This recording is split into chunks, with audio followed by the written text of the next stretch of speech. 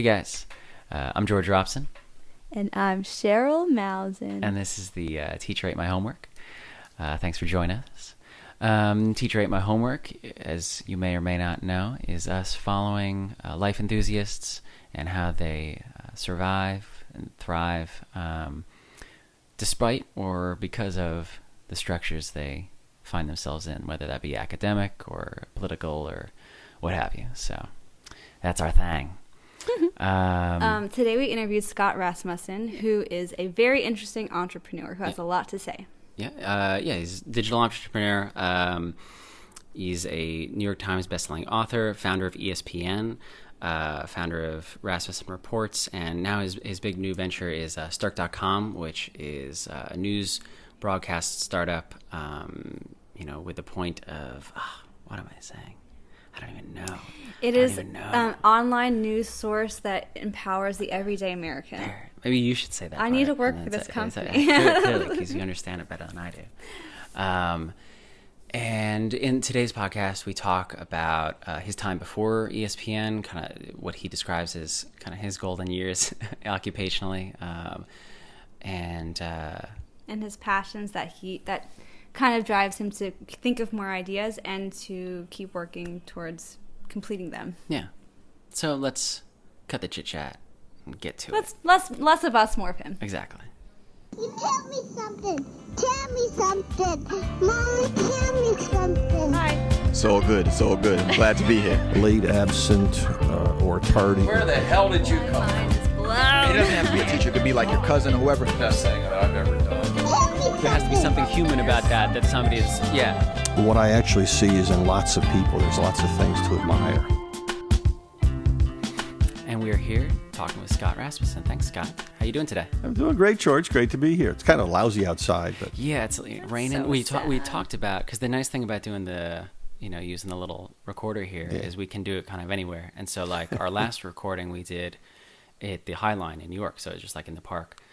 And so I was like, oh yeah, we could do it at the beach. We could do it, outside. And we were like, oh, now it's raining and foggy and No thanks.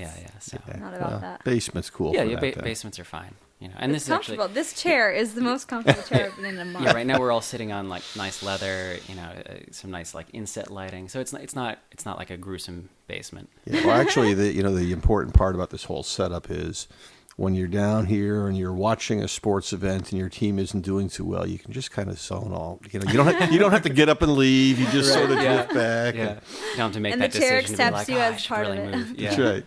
Yeah, especially compared to, I spent many basements, many evenings and afternoons in your old basement. Yes. Playing drums with your sons, and that basement, while very romantic from a rock band standpoint, was not quite as furnished. That basement, when we first bought the house, we had to go. There were literally about 6 inches of dust. Yeah. Oh, And wow. it took so much to sweep that out. Like 10 we had to do it vacuums. in shifts because when you start lifting it up, it all got in the air, and it was. Yeah. Oh. Yeah, we'll talk really about bad. old Yeah. Victorian basements. Yeah. Cool. So I guess that's a kind of an easy way to start off is you and I have known each other for a long time, and you've known my family for even before I was That's right. conceived. Your great grandfather was my first boss. Right. Yeah. Wow. Yeah. That's interesting. That's one of my favorite stories to hear, and I've heard you tell it a couple times now. Yeah. So that was Umbrella Boy? I was an umbrella boy, and I lived in the tent just down the road here. And every morning of those summers, I would come up and go to the porch across the street from where I live now and pick up the change to open the umbrella stand. Wow. And at that point, not only did I come to your great grandfather's house to pick that up, but your grandparents lived across the street from me in the tent. Oh, really? I didn't know that. Yeah. That's a part of the story I hadn't heard before.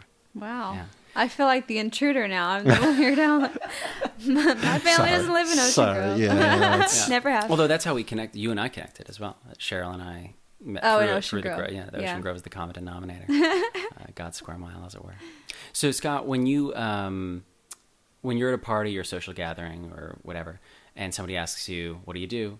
What do you tell them? What do you do? Well, that depends on the nature of the party or the social gathering. That makes sense. Yeah.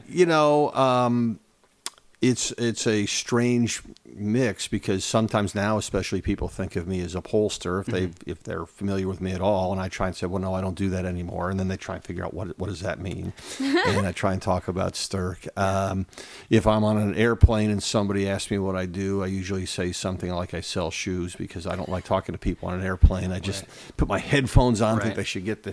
I really do have these big noise canceling things. And, it's like the Bose. Yeah, like that, yeah, and and usually this will sound strange. It is very easy for me to stand in front of a large crowd and speak. It is very hard for me to speak one-on-one. I'm very uncomfortable in small group settings or small talk. I can totally relate to that, though. Yeah. That makes a lot of sense. Yeah. So that's, and so usually I'm dodging questions about that stuff. So then what would you, how do you view yourself then? If you don't necessarily answer the question clearly or straightforward in a social setting, what's kind of the story that you tell yourself about yourself? Like how do you view yourself? Oh, I view myself as a beach bum and a father and as a Christian. I mean, those are the things that would come to mind. Yeah. For me, I grew up, I hated school with a passion. I lived for the summer, and we moved to different homes a lot during the winter, so this was always my home. Yeah.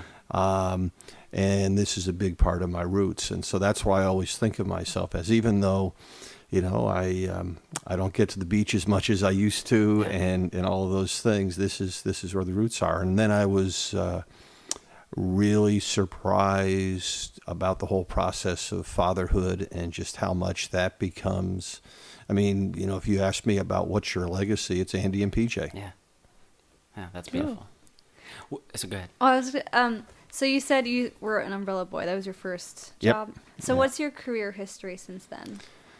Wow. Just so we know. Well, It's a big question. Yeah. I don't really know. Well, you see, you have to understand, that I spent my life sort of making my own path. It took me 12 years to graduate from college. Wow. I stopped a few times in between.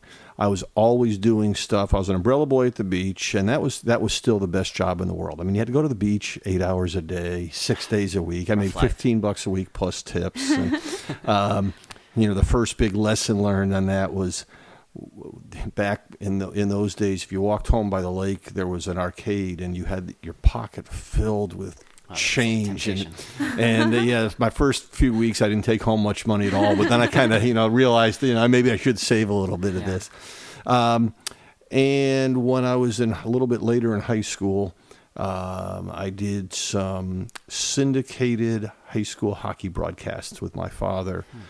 We bought the rights to Western Massachusetts high school hockey playoffs for $20 a game. And if George was playing, we'd go to anybody who knew George, say, hey, who had a business, we'd say, hey, listen, if you want to listen to George playing, his game, we need sponsors. And that was kind of the first thing. Was that something that your dad was already kind of into at that point? My dad was a sportscaster. Okay. He had been into that forever. And he was always he was a local TV announcer and did a lot of side projects. So this just was another one. And I was always looking for those things. And through a series of flukes, I mean, I sold ladies' shoes for my first year out of high school. So you were a shoe salesman. I was a shoe. That's why I can talk about it. Yes.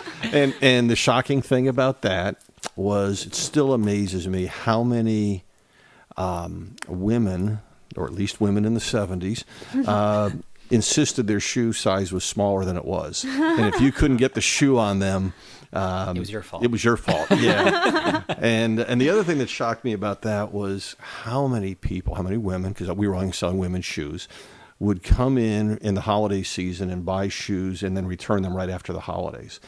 And we were on commission, so that was a big deal. Right. But our boss actually he said we didn't have to record the salesman when we took the shoes back in, so we got to keep the commission for the effort up front. That's nice. But that was a G. Fox and Company, a big department store back then. And during that time, it was just strange. I was always doing stuff. And then I refereed, I umpired women's fast pitch softball for a little while at the college level and high school level. And you also played hockey for a little while too. Yeah, right? played hockey all my life till I tore up my knee my senior year in high school. Gotcha. Second game of the season, and because when you're 17 and you think you're macho and you're I was captain of the team and everything. I kept playing all season, didn't let him operate until afterwards. Oh, no. So I still feel a little bit, I still get reminders of those hockey years from all of that. But I was playing hockey, doing those sorts of things, and then the Whalers came to town, Major League Hockey team, and my father started working with them, and I started working with them, and through this, there was a guy who was doing the PA announcing, and he made a big mistake in one game. We'll just go there. And they fired him on the spot, and had another game 2 nights later. And I had been doing some work a little bit on TV locally, some stuff, and they asked me if I wanted to do the job. And I thought it was just sort of a fluke. I happened to be in the right place at the right time, and that was magical. Because when I was 20, we had the All-Star game in Hartford. And it was broadcast nationally on PBS. So I got to walk out to center ice in the spotlight and, welcome everybody to this hockey thing, and all the great hockey players were skating by. And so that was a really fun. How old were you when that happened? 20 years old. Oh, my goodness. That's really cool. And then the single best night of my professional life, never equal in terms of performance. Gordie Howe was the greatest hockey player in the world, at least up till Wayne Gretzky. He was just this incredible guy. He was 50, returned 50 that year, playing on a team with his 2 sons. He was the leading scorer on the team. I mean, nobody plays hockey when they're 50, and he was just this big, strong guy. So wait, you said he was playing with his sons? Yeah, with his 2 sons. Yeah.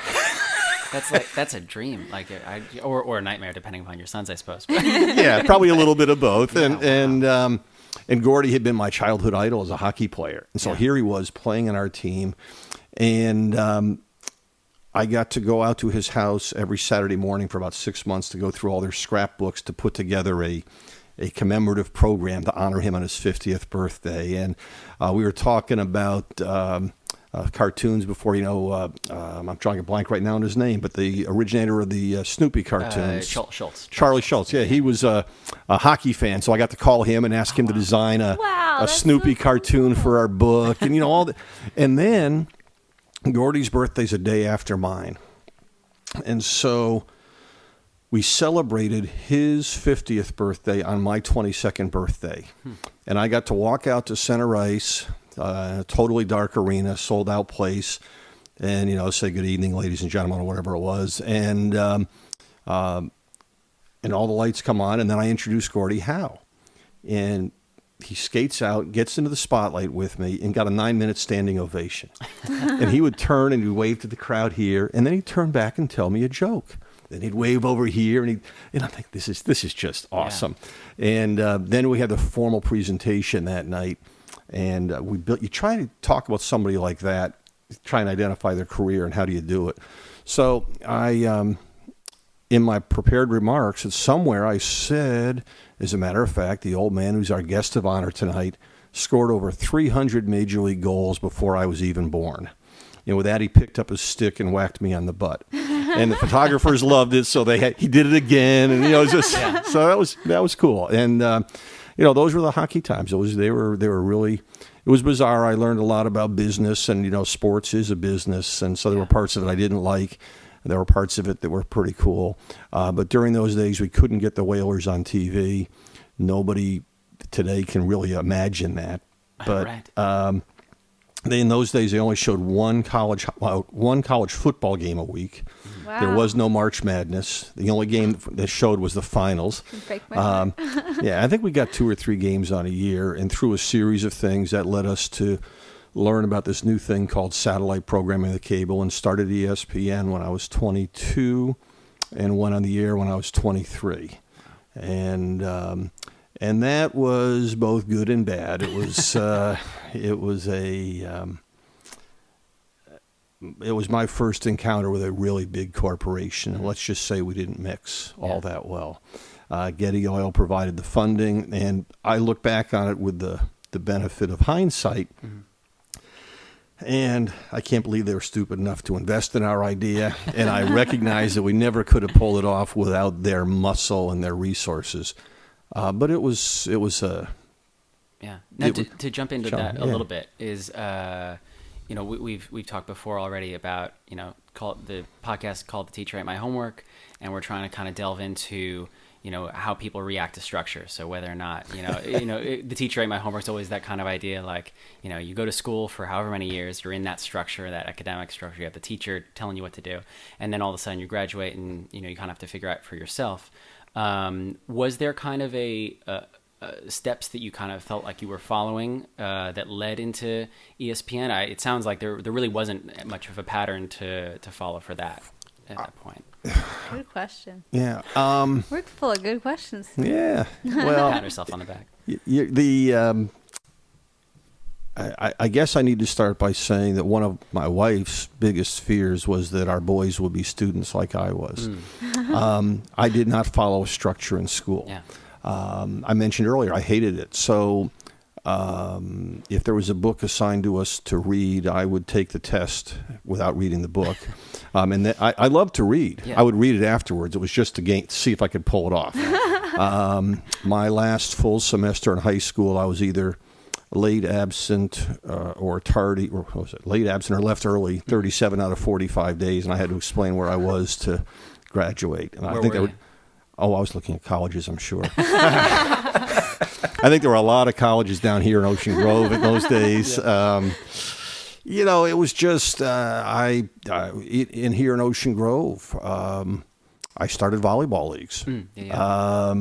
I just built structures. So if I didn't want to just go and lay on the beach all day, I either wanted to ride waves or play volleyball. So I would get enough people together to play volleyball.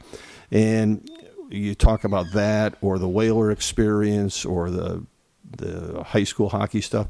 It was just, you learned what made a production work. I mean, you guys have grown up in different environments and you see it, but it was, for me, I got to see the whole business side of it and other things. And it was. So you were familiar already pretty early on with kind of creating your own structures to work within. Yes. But the imposed structure was not something desirable or pleasant for you. No, that's a fair statement. And with ESPN, it was, the way I've described it is we were too stupid to know it couldn't be done. We had the idea. And we being you and your father. Came up with it on the way to Ocean Grove. What was the initial idea? Because when I think of ESPN now, I think of like the internet, which I assume was not the case. Yeah, well, maybe I Scott just don't know a Rasmussen, lot. inventor of the internet. I maybe don't know a lot about ESPN, which is true. But well, what was the raw original idea? It was 24 hours on cable at a time when there were no cable networks. Okay. And Big dreams. It's the biggest thing with ESPN, and this is something that I learned again in retrospect, that we just kind of stumbled through. With ESPN, what we found was you could deliver, I guess with the satellites, what we learned is you could deliver a television signal around the state of Connecticut for one price with traditional landlines. We could reach the entire country via satellite for less money. So that was like, wow, we got to do something. And we didn't know what to do with it for a while. We learned about the satellite in June and came up with the idea for ESPN on the way to Ocean Grove for my sister's 16th birthday. And again, we didn't know the plan, we didn't know the structure, we didn't know how to raise money, but we kept selling. And if somebody had a question, we would answer it. Yeah. And I did all the numbers and all the budgets. Somebody wrote a story about it once and said we were so poor we couldn't afford computers. Actually, personal computers hadn't been invented yet, so I did all the stories, all the numbers out by hand on 13-column analysis pads, and really, I don't know if it was our belief or whatever else happened, but Getty bought it and backed it, and it just took off. And it became so big that it was hard to run away from for a long time. I didn't tell anybody about it for years. Yeah. Andy and PJ didn't know about it until Andy was 9 years old. So we just kept it from them. Like Santa Claus. Yeah, that's right. Like, guys, you need to sit down and let you know something. Well, actually, we took him to the studio. We took him up to ESPN. Cool. Yeah. And I imagine they were both pretty big into sports. I imagine that was a pretty cool revelation. Yeah. Although I guess there's mixed feelings, I guess, about no longer being in the business as well? I don't know. I think it was probably just weird for them. You'd have to ask them about that. Yeah. We just kept it all so distant that it. Yeah, that was going to be one of my questions. Is there kind of a fluctuation of emotion in creating something that's now so kind of culturally significant? Where I would imagine there's on one side the initial feeling, at least for me, would have been like, oh, I've created this wonderful thing. Oh, the cleverness of me. And then on the other end, there would be this other feeling like, oh, it would have been nice to have been involved longer and kind of seen that ride through. Are those things that you felt? And if so, how do you deal with those kind of things? Well, I don't feel those things at all. Okay. For me, it was something that was a really powerful experience. I mean, I felt a lot of it like I got the beach bum crushed out of me during those years, trying to live in a corporate world. And I did became a lot of things I didn't like trying to play that game, just in terms of a little bit, you had to be kind of cold and ruthless. So I was happy when it ended. Proud of what it was. I mean, we talked on the night it went on the air, about an hour before it went on the air, that everything we did from the rest of our life would be measured kind of before and after that event. So it was a real significant thing. For a long time, I just didn't even want to think about it. It just wanted it to go away. And now it's far enough behind me that, it's pretty cool. Yeah. But what I still remember are the early days. And, that I'm into music a little bit. So I think of Ricky Nelson sang Garden Party. Yeah. If memories are all I sang, I'd rather drive a truck. Uh-huh. And that's kind of the way I feel about ESPN. Yeah, it was nice, but... No, that makes sense. Yeah. Huh. And now when... were you still working with ESPN when you and Laura got together, or was that Nope, later no, on? That was afterwards. We sold, Getty was bought by Texaco, and they spun off ESPN in '84, and I went back to college for a couple of years to finish my degree, and mainly, I mean, again, this is terrible, but it was a socially acceptable way to hide for 2 years. Right, yeah. I just needed to regroup, and it was... and that's where I met Laura, and she didn't know what ESPN was. She's convinced that's why we got married, and it may very well be. Well, it sounds like that'd be a comfort thing to you. Yeah, oh yeah, to be away from that. Yeah, it was. I used to, and I felt a lot of it when I did the later stuff with the polling on Fox. It would be nice to be well known and recognized for your work everywhere more than 50 miles away from where you live. Yeah, that's fair. So, because I was going to ask how dealing with, and maybe this would apply just as much to Rasmussen Reports as to ESPN, but for running, pretty significant large companies while raising a family, it's already difficult enough to raise a family. I was wondering if you found the challenges to be more substantial as a result of kind of the work that you were involved with.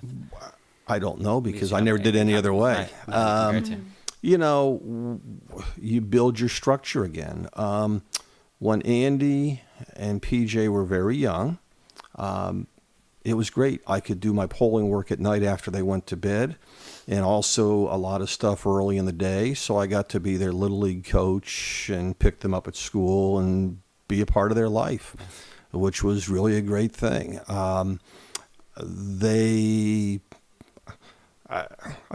Andy talks about a little bit now. They were more aware of it perhaps than I thought they were. But it wasn't like it wasn't like Laura made them sit down and watch me when I was on TV or something. Right. It was just something. Oh yeah, you have to go do another one of those things. Fine. And so it was that was just the experience. But I think the bigger part of it all is getting comfortable with where you are, and making. Figuring out what your values are going to be and how do you make it work. And so when Andy was born, one of the things Laura and I did was I absolutely never took a trip away more than one overnight, because that would just rob them of something. So that became sort of a gold standard. And again, being involved with them all the way, that was the priority. And so the business was sort of a side thing, and turned out to be okay. So Rasmussen Reports was after ESPN. Yep. It's like, was college in between? Did you graduate? Yeah, I did graduate. What did you between. wind up like studying in or graduating with? I graduated with a degree in history. Okay. But I'd also, it's somewhere along the way, I'm sure I was poli-sci. I'm sure I was a business major. I was probably a bunch of other things. But again, it wasn't school, and I just had a hard time. And whatever the minimum requirements could get by is what I did each step of the way. But I did graduate and stumbled into the polling world kind of in a backwards way. But then, same thing as with ESPN, there was this really cool new distribution technology called the internet. And I know that sounds bizarre today. Nobody knew what to do with it in 1993 and 94, and I began playing with it. Yeah, and it just began to when you have a really good idea, it begins to take on a life of its own. You guys know it from the creative process. If you're doing something, when a show is clicking, everybody's throwing in new ideas, and it gets better every time you get together. And that's the way it was with the polling business. It was like, wow, this is pretty cool. And one thing led to another. And Fox News came around about the same time or a few years after I started polling. I was probably the only pollster in those days who could speak in complete sentences. So, I don't. That's unfair. But I grew up in broadcasting. I did my first commercial when I was 7.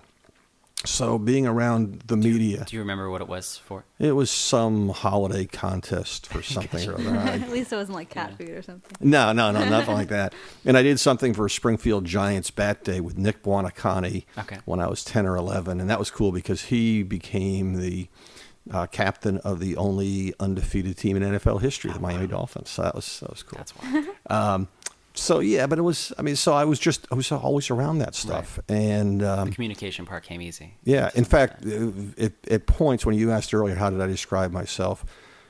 A lot of the times in the late '90s and into the early 2000s, I would have said I've spent my entire life trying to get out of broadcasting, and I'm an utter failure at it. So that was sort of the view, and I never really believed It took me a long time to recognize that the television part of my work was the big part of it. That was just always something you did on the side too. But Now with reports, if I ever, was hanging out with you somewhere or whatever and just talking, I don't think I would ever grasp that you were necessarily a political junkie or a news obsessive or whatever. And I mean that as a compliment. What led to being involved with the political world? I got started. It started when we were selling ESPN, and I thought you got to give something back. And I was trying to find out what was wrong with politics. Yeah. And I wrote a book on federal budget issues. I ran into some people that were doing term limits, and they couldn't get good polling advice, so I started helping them out. And then I always had this view that polling questions were framed from the perspective of Washington, D.C., not from what I would now call everyday Americans. Right. And so I began to try and do questions from a different perspective.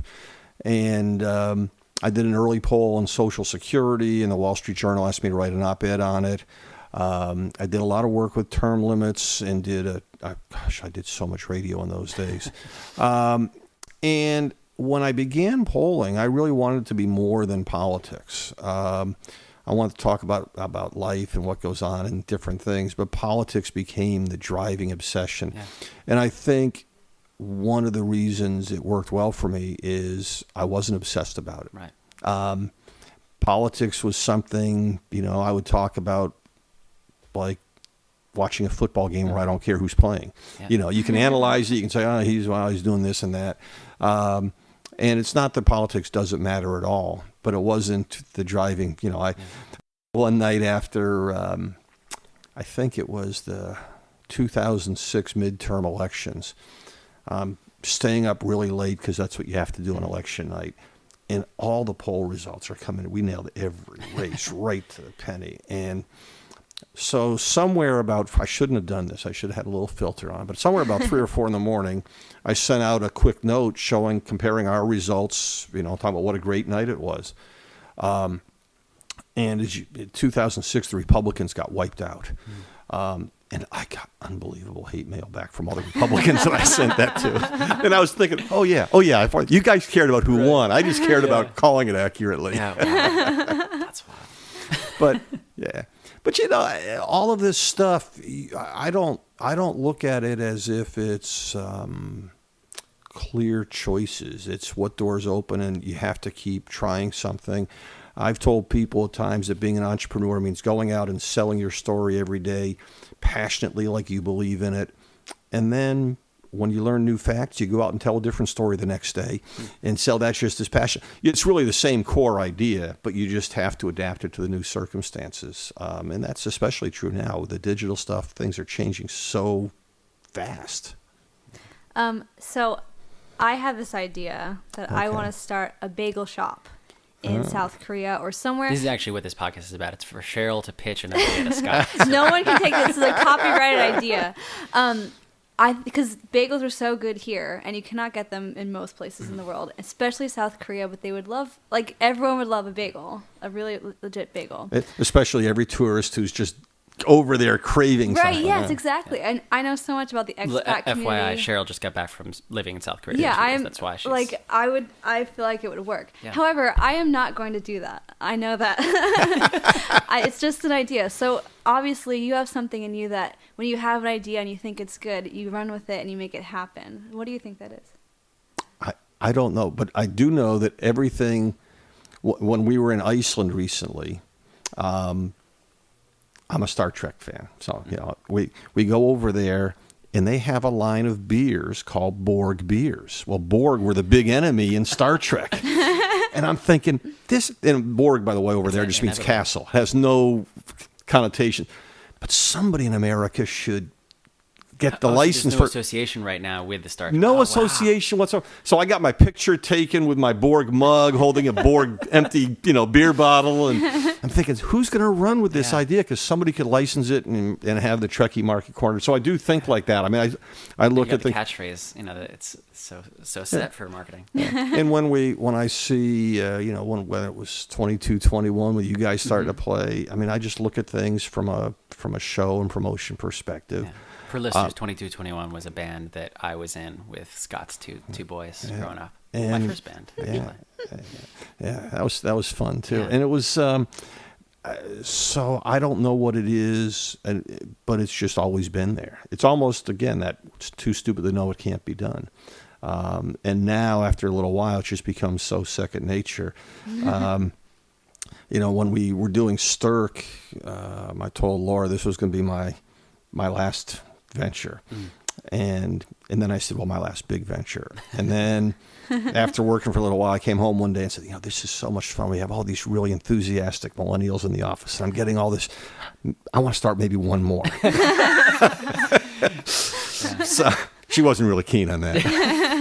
What's the, do you have a specific creative process that you're aware of that, when you think of these ideas, or is it pretty organic? You kind of just, as you're beach bumming it, or, drive. You said ESPN was a drive up from North Carolina to Jersey, right? So. Oh, no, it's actually down from Connecticut to Jersey. Down to Connecticut to Jersey, yeah. So, yeah. Well, I think there's a mix of where I find it, when I look back on it, it was never planned. I've never sat down and thought, okay, I need to think of a successful idea. No, you don't do it that way. I think I'm always looking for opportunities, and how do you see things, and what's I'll tell you in a minute the sort of the baseline evaluation that I apply to it now. But when I think back on it, it's been this mix of really structured time of beating my head against the wall with a problem, and then some time away from that where thoughts just begin to pop in. Because if you're not beating your head against the wall doing something, if you're not going to Korea and seeing a need, you don't really, you can go waste away in Margaritaville all you want, and it won't do you any, there's no ideas coming unless you're encountering something else. And so I think that's where the mix is. Yeah. You have to have new ideas, and you have to be scraping along. And then, with Stirk, the idea began when I was really intensely involved with the other company, wanting to move it in a different direction. And then The other company being Reports. Rasmussen Reports, yeah.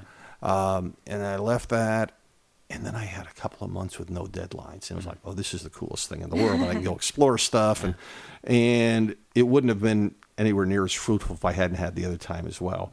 And that's sort of the challenge for me, is how do you balance those two out? How do you balance time to be, to allow for that brainstorming thought process, and how do you then knuckle down and actually do something about it? And that's the ongoing thing. But the test now is, this goes all the way back to ESPN. Best lesson I was ever taught in business. Sid Peterson was the new CEO of Getty at that point. And we were in this meeting where Getty Oil had advanced us $5 million. We'd spent almost all of it. And we needed $100 million. And they brought us in. It was this really intimidating situation.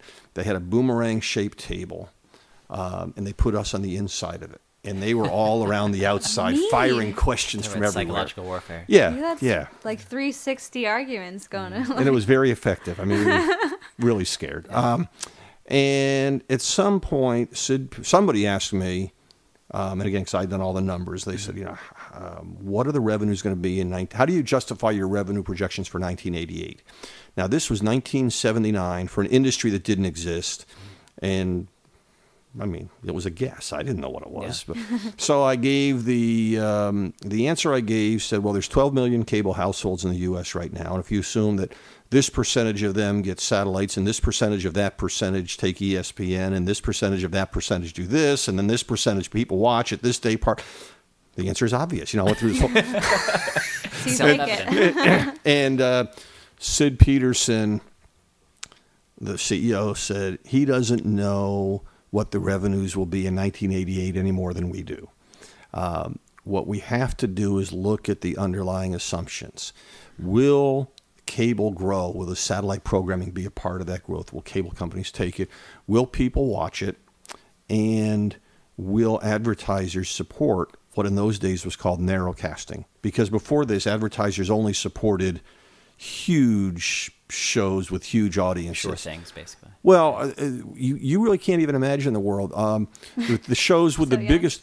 Well, no, the shows with the biggest audiences in those days... Excuse me, the shows with the biggest audiences today would have been cut from the network programs then, because there were only 3 networks. All the shows that made it to a network had really big audiences. And so we were saying, instead of a big audience, we can give you a small slice. But Peterson said, if those assumptions are right, we're going to make a lot of money. And if not, it's going to be a dry hole. We make decisions like this in the oil business every day. And so you try and look at the fundamentals and say, it's not the question, do the numbers add up? It's does the overall thing make sense? Yeah. And then if it makes sense, what are the, if you're going to build a bagel shop in Korea, you have to think about, okay, well, how do you actually go about doing that? How do you, and then you work the details from there. But that fundamental look is the thing that makes sense. And that's why the way I look at Stirk right now is we're at a point where mobile video is changing the world that we know in terms of news and everything else. It's huge. Yeah. Last year, for the first time, more people watched what I would call TV on a device than on a TV. 56% of television households in America right now have internet on their television. Now, what that does is create an opportunity. Doesn't mean that we're going to be the guys who drive through and take advantage of it, but the opening is there. And we could have had these ideas 5 years ago, and just the market wasn't ready. Yeah. Mm-hmm. So it seems like a lot of, pretty much all of the companies that you've started and worked with have been as a result of some kind of technological innovation. And when that happens, you kind of see it and then move with it. Yeah, and it's a mix of the other thing I would do, and this is something I've told people for years. As you know, I'm a Beatles fan. Yeah. I have bought Beatles songs on LPs and 45s, 8-tracks and cassettes, DVDs and CDs and MP3s, and I'll probably buy some other formats along the way. And none of it has to do with the format. I just like the music. Mm-hmm. And so technology creates the opening, but then you have to have the programming touch. And that really is where the fun part comes. At Rasmussen Reports, it was finding the right way to present the data in a way that made sense, that people could connect and get the information they wanted and move on. Humanizing the technology in a way. Yeah. And at ESPN, my favorite story was, or my favorite show was and is, the Sports Center. We had done a show like that in Connecticut 3 years before starting ESPN that I would now say was a Connecticut version of the Sports Center, but it was called Sports Only. Yeah. It didn't last all that long. It wasn't as well done, but the core idea was there, and it's a great example of that whole creative process. The very first Sports Center wasn't exactly the greatest show in the history of television, but if you really work at it, if you really find your audience, you find that voice, then the technology lets you do amazing things. I want to ask you about investors. I need investors for my bagel shop. So, I watch a lot of Shark Tank. Do you know Shark Tank? Yeah. I watch it a lot. Okay. I've seen almost every episode, and they always, people go in and they always have investors. A lot of it's their friends and family, but you need bigger investors. Blah blah. How do you find actual investors? I guess people like companies. You've had companies invest in your company. Well, where do you find them? That's really hard. Yeah. I mean, that is the hardest part. It's easier today for me. I can get in the door a lot easier than I used to be able to. Sometimes just because people want to talk politics, so that's you get in the door that way. But in the normal case, I mean, it is just a lot of knocking on doors and being told no, and thinking of find out who the investors might be. In the case of ESPN, the funniest thing that I learned was the people that you thought were the logical investors weren't. That's because every broadcast company we brought it to laughed at us and said it would never work. So we got an oil company to invest in us because they happen to have a lot of cash. And they know nothing about what you're doing anyway. That's right. Well, and in that case, it was we networked. We found someone that we knew through the Whalers who knew an investment banker who agreed to work with us and took us to a bunch of places and sort of on a Hail Mary called Getty Oil. And you go to lots and lots of meetings, and you leave kind of with your head hanging from a lot of them. And even when the process goes well, most people don't invest. So, if you want 5 investors, you have to see 50 people. Yeah. Wow. Get to it, Cheryl. That's right. Get on it. Right. I'll just go on Shark Tank. There you go. That's right. The American Idol. Or get a sugar daddy. That's the quote of the podcast. That'll be the name of my. Scott Rasmussen recommends Cheryl Nelson to get a sugar daddy. So with Stirk now, would you mind telling the listeners a little bit about what Stirk is and kind of what we're new, but kind of what the plan is for that. And this is after Rasmussen Reports. This yes, is your next thing. This is started this a year and a half ago, or started developing it a year and a half ago, and late last year began a public beta testing, and that's where we are right now. Stirk is a news service that's taking advantage of the new technology to be in position for this new wave of things. We want to deliver a different flavor of news that we say is in the language of everyday Americans, which we're working to define. But very clearly, it's not all politics. It's not all partisan stuff, which is what most of the news is right now. And we have a video service that is growing from a half hour now and will soon be around the clock. We have a homepage for all 50 states that includes some professional news, and we'll have a greater and greater component of citizen news.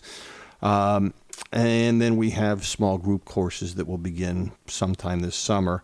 I think my favorite part of it is the web platform itself is designed and being developed so that anybody who complains about the media can become the media. Was it an ant? Be the ball. Yeah. We can do that. And what we're doing is that doesn't mean Reddit. It doesn't mean just throwing something out there and letting you put your opinions on. We're creating a system that, Cheryl, if you write something, you have to get it vetted a little bit before it can get published. But it doesn't have to be vetted by our professional staff. It can be community members who have earned enough points in our system to actually edit and suggest. And then if you do get something published, you get more points. The more interest you get, you might also get pushback. There might be people who challenge, and they can complain about a single sentence in your article. But we want to create a real editorial process that invites the whole community in to do it. And I think that, to me, is where the technology is heading. You'll have lots and lots of people reporting on lots and lots of things that are important to them. And I think that's the best part of it. Yeah. Cool. That's kind of mainly what I have as far as the kind of the long game questions. If we want to start doing some rapid fire. Sure. Yeah. Okay, cool. So we just do a few rapid fire questions. You don't have to be rapid. It's just the questions are a little bit shorter than the other ones that we've been asking. Yeah. Do you want to start off, or do you want me? Nope. Okay. All right, so I'll start with a simple one. Are there any particular tools of the trade? As an entrepreneur, it's a little more open-ended, but tools of the trade that you couldn't live without? Couldn't live without my phones and my laptop. That's really it. Yeah. That was very rapid. He's prepared for the rapid fire. I'll ask my favorite question that I always ask. Do you work better under the influence of coffee or alcohol? Well, it depends on what I'm working on, and probably too much of each. Cool. Favorite president, favorite athlete? Wow. Well, favorite athlete's easy, Gordie Howe. Okay. Favorite president would probably be George Washington. Why Classic. George Washington?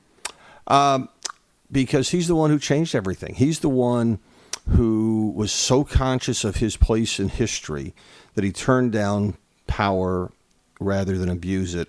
And the legacy, the best thing he did was after 2 terms, he retired because he was very conscious of the fact that if he stayed one more term and died in office, that America would always elect someone who would stay until they died. So he was very thoughtful about the long-term implications of what he was doing.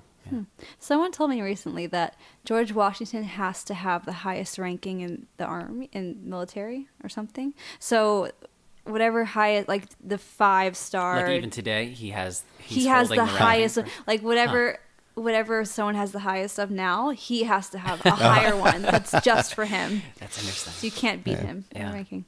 Well, that was something that I know was a big concern with some of the founding fathers at that point, because he was almost godlike. In the people's admiration. Well, yeah, I guess he is. Well, I mean, we never would have had, the Constitution never would have been written. Nothing would have happened without him, because he was the only person that everybody revered enough to trust. And he earned it. The only real petulant act, I mean, I'm sure he did plenty of others, but in terms of his official duties, was he took, in the Constitution it says the president shall go to the Senate for advice and consent on treaties. And he wanted to do an Indian treaty. And he actually went to the Senate the way a British prime minister goes to Parliament and tried to talk to them about it. He was so fed up with the experience, he stormed out and said he would never go back to the Senate again. And so that's why the whole idea of advice and consent from the Senate doesn't exist. Where do you get your news from, if you get it from anything other than Stirk? No, it's all online. I have a whole bunch of sites for different purposes and things. But for the most part, people send me so much stuff. If I just go through the videos that I get in my email, I couldn't even consume all of that content. But I think that's very telling. I think that that's where most people get their news from, is actually from, if it's not word of mouth, from somebody emailing or Facebook or Twitter, that kind of thing. Right. So who do you trust? Yeah. The other people you know. Yeah. If you could do your undergraduate studies again, would you? Adding that in. And what would you study if you did? Okay. First of all, the notion of me going back to school is so foreign to anything. I can't even think of how, I guess I might say music, because that would have been something fun. But I'm obviously not conveying this. When School's Out by Alice Cooper came out when I was in high school. That was my theme song. When school would end at the end of the year, I would have it in the car and cranking as soon as school ended. And when I was old enough to drive, I would have it queued up, ready to go, and I would leave school, literally, I was already packed and drive straight to Ocean Grove, playing schools out in Inagata-Davida all the way down here. And when Andy and PJ finished school every year, they played schools out on the last day of school. So. Yeah, I have to thank you for introducing me to Alice Cooper. I never would have. I don't think I would have known who Alice Cooper was, but not to the same extent that I do as a result. I'm not sure if that's a good thing. Sure. I have to ask your father if that's a good one or a bad one. That's true. So you said you, even though you didn't like school, you love to read. I'm going to borrow this question from one of our other guests, Yadon Israel. He has this hashtag called Literary Swag, and in it he always asks, what are your 3 favorite authors, and where are the 3 places that you enjoy getting your clothes from the most? That's the literary and swag, and that's his thing. I can't take credit for that. Okay. Well, the clothes, I'm the ultimate point and click buyer. I hate shopping. It's a functional thing. I probably shop most at LL Bean. Okay. And I don't know if there's a second and a third. It's whatever I happen to need. In terms of authors, that's a really tough one. There have been, it's very much different phases of life, who you relate to and how you connect with them. I can remember being a big James Michener fan at one point. I can remember the Kent Family Chronicles. Actually, I don't know if I'm familiar with the Kent Family It's Chronicles. it's a whole series of books that span American history, and I would just devour those. But that sounds cool. I'll check that out. yeah, it's fictionalized history. But for the most part, I read so many books. And truthfully, probably most of them I read the first few chapters and read the ending, because if it's a policy book or something, that I don't know that I can. Need and then Yeah, move on. yeah. So, Sid Milkus would be there only because he was a professor of mine who really did have an impact on me. He was a great political science professor. Yeah. Still is. Cool. If you could go back in time to any moment in history, what would you go back to? If I could go back in time to any moment in history, I think it would be really cool. I guess it depends on how you go back, first of all. Do you go back like you're an observer, or do you go back as a participant? If you just observe. If you're just observing, it would have been really fascinating to be in Jerusalem around the time of Christ, just to see that turmoil, because I feel when you read it in Scripture, you get this summary version, and you just know there's more stuff there, more grit, and that would be cool to see. It would have also, my favorite point in history when I studied history was the American Revolutionary era. So that's a cool thing. And especially, I think I would have liked to have been with some of the people that we don't read about so much today, because they were contributing to it. In the American Revolution. The American Revolution, yeah. The everyday American. Everyday Well, American. everyday Kind of Americans, American. or the Almost anti-federalists, or there were a lot of people who we have this sort of watered down version of what happened. Like, this is what everybody thought. Now, that's not what everybody thought. It'd be greater to have that other sense. Have you of seen the things. show Turn? No. It's on Netflix. It's a show, not quite about that, but it's about when the British took over New York area. Uh-huh. And it's a spy. Is it a it's spy like a spy show, movie. but Yeah, it's for- about yeah. a man who, well, he doesn't have a nationality, I guess. He doesn't have a side that he picks, but he's forced to be a spy for the Americans on the British because he lives in New York.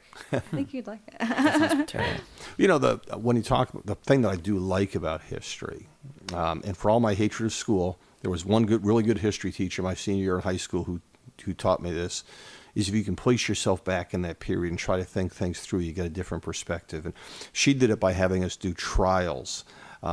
The class would be, I was the defense attorney for the Salem witches. And I would be assigned a team, and you might be accused of being a witch, and you had to go do all the research you could so that I could help get you off from the charge. That's so interesting. And it was a great way to learn history, and you apply that to everything else, and I it's want fun. to do that. Yeah. I only have 2 more. Uh-huh. One, what's the first hour of your day look like? And do you have any specific routines that you repeat, or are they kind of different throughout? Okay. I always have a routine in the morning, and as I've gotten older, it's become more and more important. I think if I get the first couple of hours of the day right, the rest of it all falls together. And for me, the key of the morning routine is I spend about 30 minutes the night before going over whatever I have to do the next day. And I don't mean just kind of looking at my calendar and saying, oh, yeah, I forgot about that. I actually look at it. What do I want to accomplish? What's the biggest priority? What might move? I mean, I really spend some time on it. The night before, you mean? The night before. Yeah. And a lot of times I'll do it maybe just before supper if we're heading out or something. But I always take some time. Shouldn't say always. There are days when you miss it. But whenever I can, I take that time to look through the next day. I get up. I do some Bible study first thing in the morning. And then I come down and sit over there and do 30 minutes of guitar drills. Nice. I've got a guitar aerobics program. PJ's a tough taskmaster. and then I do whatever my workout for the day is. So I get up. It's one of those things. I get up earlier than I ever did before, but I have more energy because I've had some good spiritual nourishment, some good time with the guitar, making some progress, and then the exercise is a real key part of the day. And then after that, I'm into my day, and the rest of it just falls into place. That's awesome. And then this is my last rapid fire, and then I'll go to you. Paul or John? Probably Paul. Okay.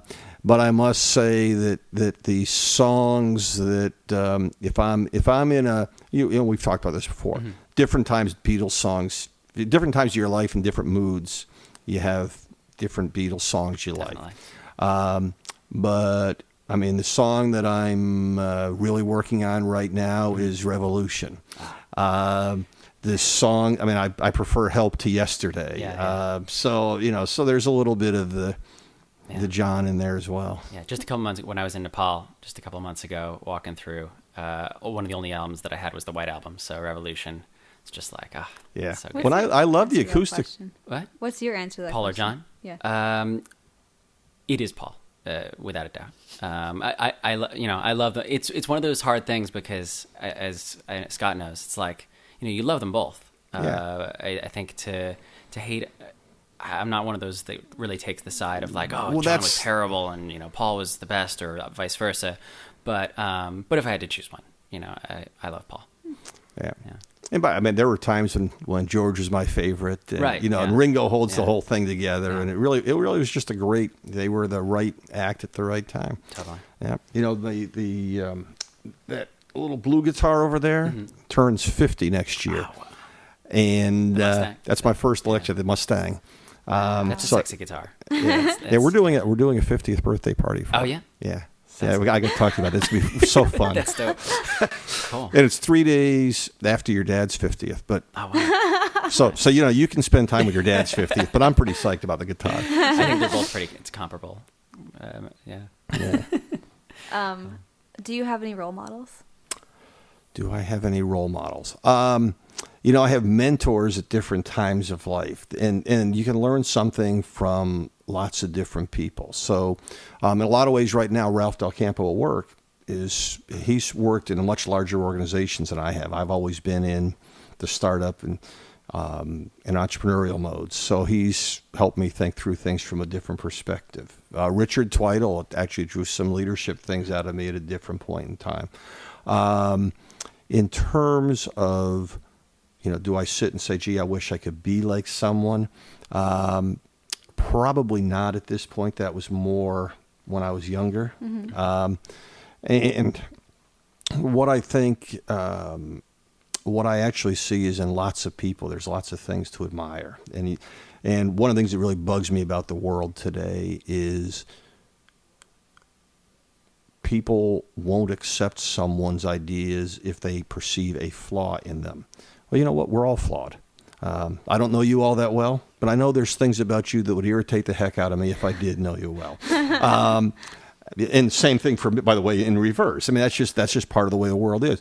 But that doesn't mean I can't learn from you. And so, there's lots of people like that you can just say, wow, I really wish I could be like this person in this space. Mm-hmm. Okay, I'll ask our last. All right. We always have the same last question usually. If you somehow found out that you were gonna die in 15 minutes, what would you do? Call Andy, PJ, and Laura. I mean, that's nothing else to do. Yeah. Cool. that was our last question. So I think Well, we're thanks so done. much, Scott. Thank you. What's a good way for people to reach, not reach you personally, but to, keep in tabs on what you're doing? Go to Styrk.com, Styrk. Styrk, as you know, is the Danish word for empower, and that's what we're all about. So Styrk is the place to go. I'm also on Facebook. I'm on Twitter at Scott W. Rasmussen. And if you can't find me in those ways, then you don't know how to use your computer. Then you don't want to talk to That's them. right. Exactly. All right. Well, thank you so much. Thank you. All right. We'll sign off. Thank Bye. you. Bye.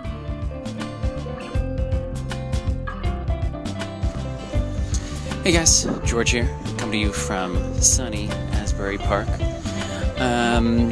Three things. Number one, leave us a review on iTunes, please. Even if you hated the show, but especially if you loved it. Just leave us a review and let us know what you think. And that drives traffic and kind of gives us more visibility and allows us to keep doing what we're doing. So please do that. Number two, if you like the show and you want more, hungry for homework, as it were, check us out at teacheratemyhomework.com. On there are show notes and links to a lot of the things we discussed in the show today. So that'll be cool for you. And number three, if you have suggestions for future guests, or if you have just general feedback on things that you want to cover that you don't want to air publicly on iTunes, you can email us at teacheratemyhomework@gmail.com. Or you can reach us at Twitter at TAMH Podcast. So that's all I got for you guys today. So I'm going to enjoy the rest of the sun. You should do the same. Talk to you later.